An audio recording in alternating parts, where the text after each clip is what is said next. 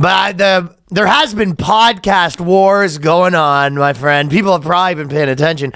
Douglas Murray versus Constantine versus Dave Smith versus Jordan Peterson. Yeah, everybody's getting into the mix here.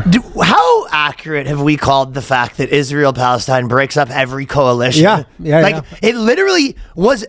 That was the end of every coalition of like people has been split up by that. Yeah. It changed the whole game.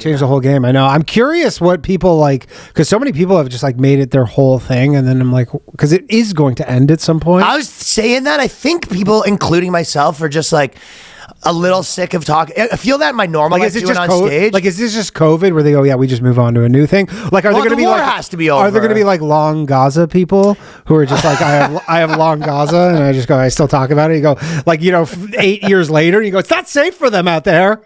You go, man, everybody, what, you guys are just going to fucking birthday parties with no masks on? Well, in Gaza, yeah. There has always been those people. Yeah. But there's a whole new group of people. What do they do? What do they do? I do agree with that 100%, though. In real life, I'm just like, I could tell that everyone's like, because I have a lot of Jewish friends that are like really hyped up about it, like especially in comedy. And then I have a lot of friends, some of which are Jewish, that are very hyped on Palestine. I can even feel everyone just being like, I'm getting a little sick of talking about Jews nonstop. Yeah, it's tiresome. I do. Do you not feel that way? Yeah. I mean, it's just boring. Yeah. I mean, it was definitely funnier and fun for a bit, and then you go, I don't know. But the podcast war thing is very interesting because I'll tell you the first part is I listened to Jordan Peterson on Rogan too. Yeah. And people are even like killing him. People were saying like Rogan's done. Like all of Twitter was like, Rogan had a good run. Okay. Yeah, okay. Sure.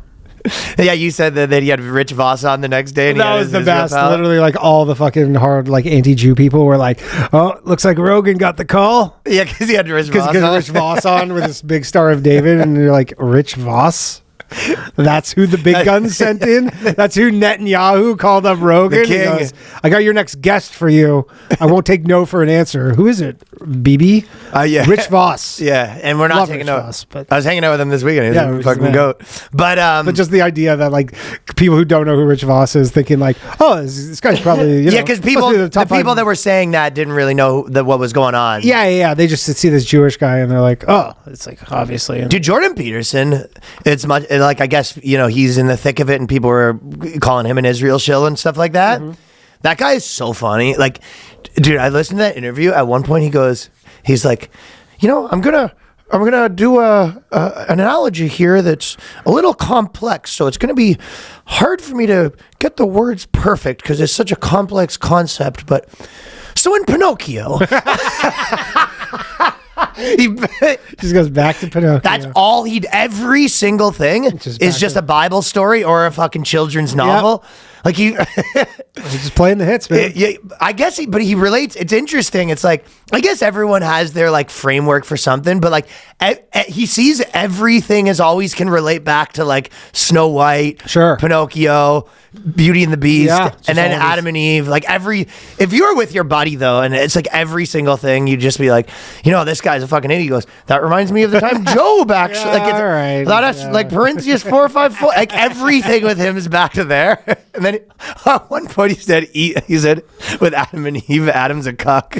Really? Call Adam a cuck? Yeah, he goes, Jordan. I think he's talking about how basically that like women have like the psychopaths are better at manipulating women because of their temperament and everything. And he was saying that Adam wouldn't put a stop to it because he was a cuck. some version of that. I like it. I'm only like a quarter of the way through that episode. But yes, then Douglas Murray went on Sam Harris. I guess all these people I've like Sam Harris I've never been a fan of, but like Douglas Murray, Brett Weinstein, Dave obviously is a buddy. Yeah. Like all these people I kind of know and friends of the pod too. Sure. So but Israel Palestine has split a fucking wrench in the whole thing. I mean, that's the thing. That was like my biggest objection to Douglas Murray was, he's got pretty killed on this. Was the whole like, like you can't have opinions on stuff like if you haven't been there, and you're like, this whole space is literally just the opinion industry. Like the podcast business is like, we're all in the business of just having opinions about stuff. You're never going to catch me on the side of these ideas are dangerous. No. You're just like, Yeah, and that's just temperament of us too. But you're never gonna catch me being like, "That's dangerous." Oh, those are dangerous ideas. You go, no. Well, you know what? Too, when you're talking about the, like the expertise or whatever, there is like, the first part is kind of like. There's like a risk tolerance thing that I was kind of thinking about, where it's like, kind of you can have what you prefer, and then you don't always have to be preferred. Like in America, obviously it's like probably better for people who are at like, it's better place to like be great, but it's probably not better than some places to be the bottom rung. Like obviously if you're homeless, it's probably better to be the place where they're just like pouring money on you. Of course. You know what I mean? Yeah. But there's also, I feel like America has that with like ideas as well, where it's like, because if you think about it, a lot of the British people were on the other side. It was and it's like that idea of like things are dangerous and stuff like that. I feel like other countries, cycles don't move as quick. So the danger, like in America, maybe I'm not explaining this that great, but I think my point is sound. So, right, there's always an arbitrage opportunity when everyone's wrong. You know what I mean? Yeah. So when the masses are wrong, and the idea is like these ideas are taking place and everyone's wrong, it feels like in America, to some degree, when everyone's wrong about something, there's like a business opportunity in like calling that out. Well, because a lot of people inherently know it's wrong too. Yes. Like the thing is, there's like a lot of like, the classic thing would be like the fucking trans women in sports, where people are just like, yeah, you can't say it, and everybody knows it, and then people just start saying it. Oh, I like this guy. This guy fucking. Well, someone's finally saying it. Exactly. You know what I mean? It's like makes me feel crazy and that nobody says it. And that like system kind of like levels out the ideas. So like you look at it, you go, it's dangerous, and you go, well, it feels like the old system broke down, and then now everyone's kind of like debating out what the new system looks like, and that's happening. Yeah, and that's what's supposed to happen. Yeah, and also like your point, like when you do, like when Dave and Douglas Murray debate or whatever, like the point of it is not for them to change each other's minds.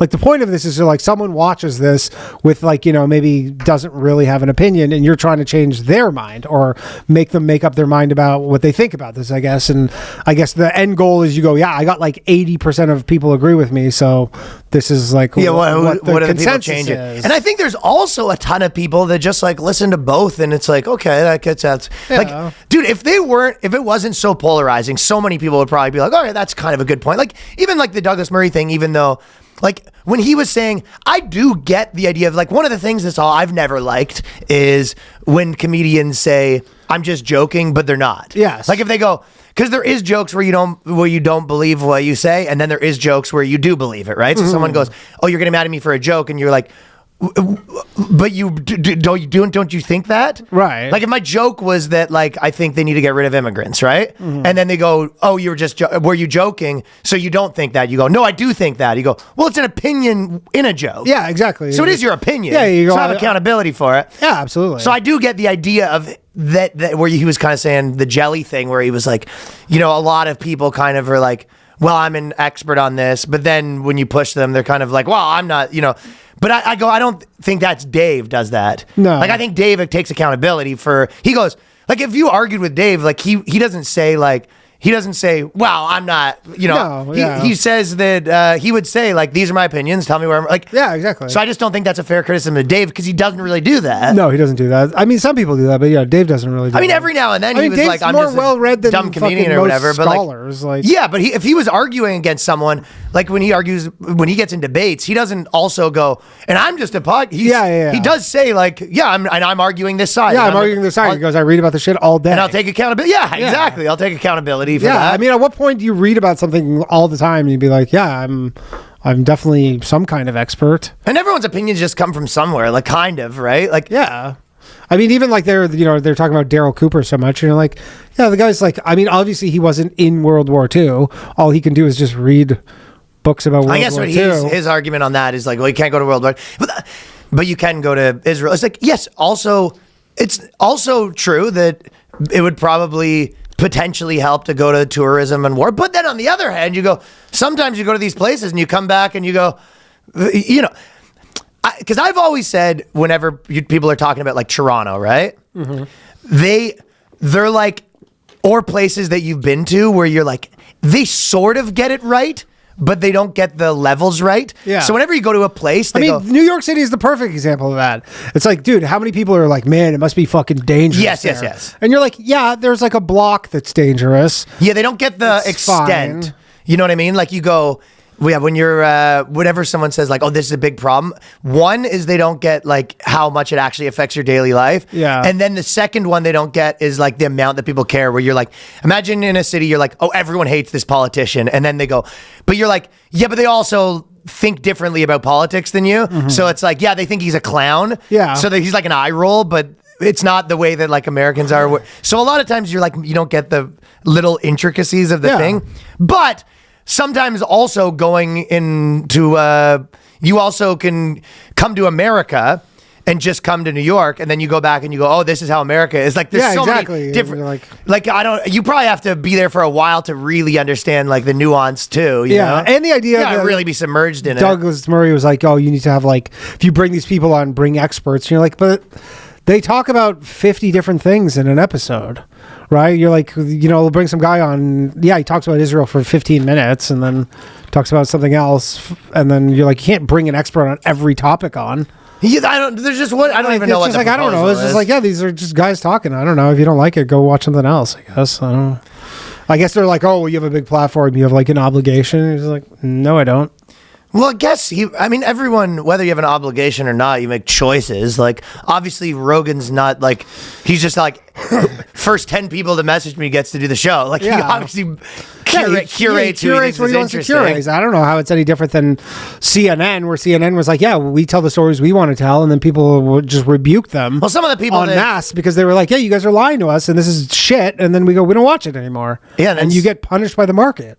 And then some of the people that, which I'm sure probably they'd be saying is too dangerous to have on, like, yeah, people used to say that about you too. Yeah, exactly. You know what I mean? Yeah, for sure.